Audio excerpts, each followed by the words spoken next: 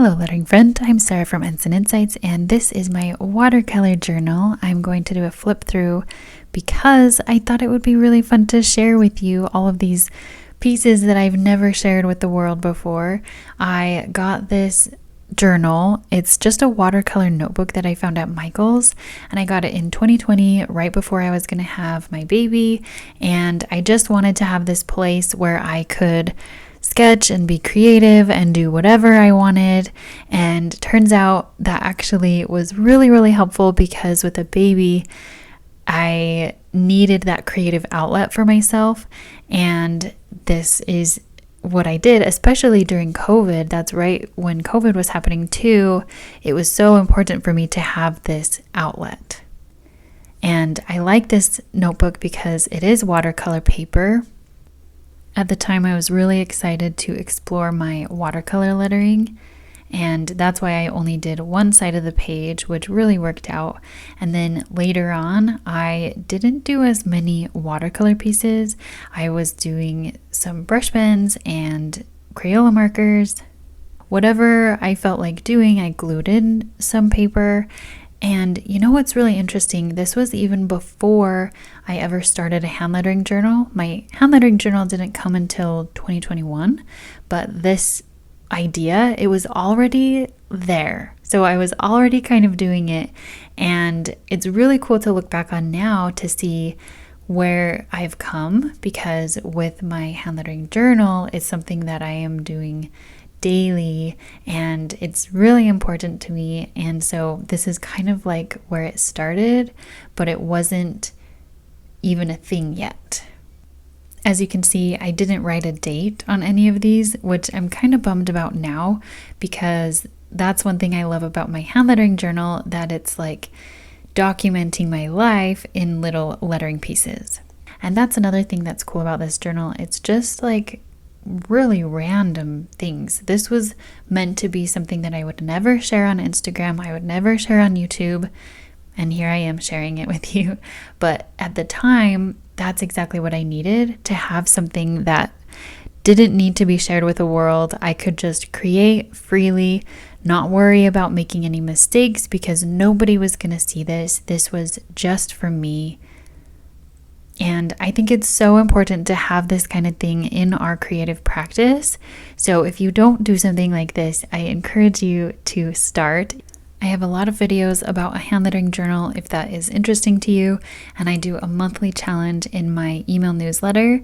So I will leave the link to sign up for that in the lettering library below. In 2021, I was wrapping up this journal, and I added these pages that were actually from my planner. Let me share with you how I made this and where these came from. These are actually some pages from my planner. This is just a tiny little notebook that I started using just to do my to-do lists. And I get really messy with my to-do list, so I wanted to paint over them. And it was kind of this like, I finished my to-do list, paint the page, and it felt really good.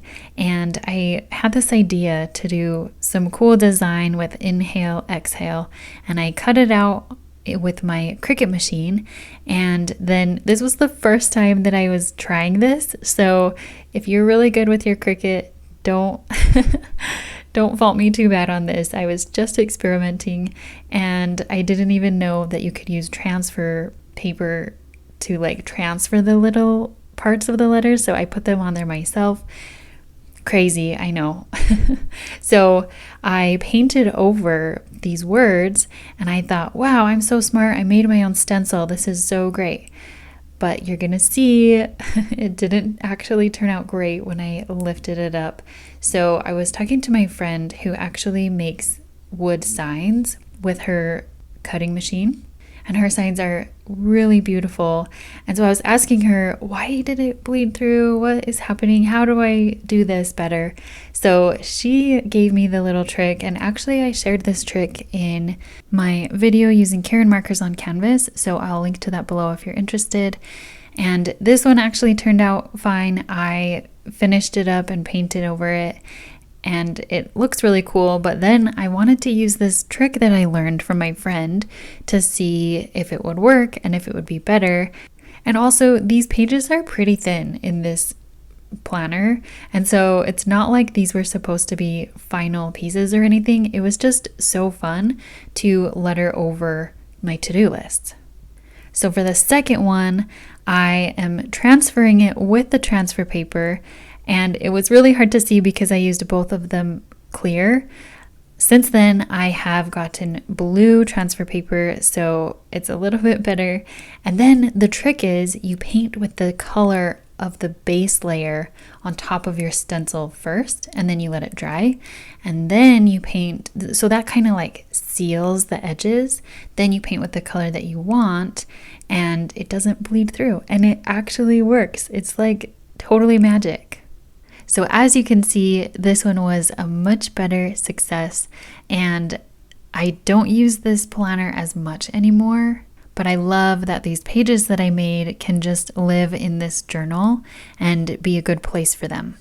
If you want to start your own hand lettering journal, I will leave the playlist right here.